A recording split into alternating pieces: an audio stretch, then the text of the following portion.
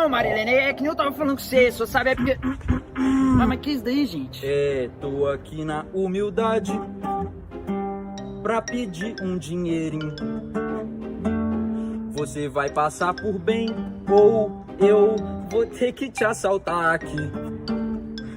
Só que a gente tá brincando, só que talvez não esteja. Passa logo esse dinheiro, ou eu vou atirar na sua cara.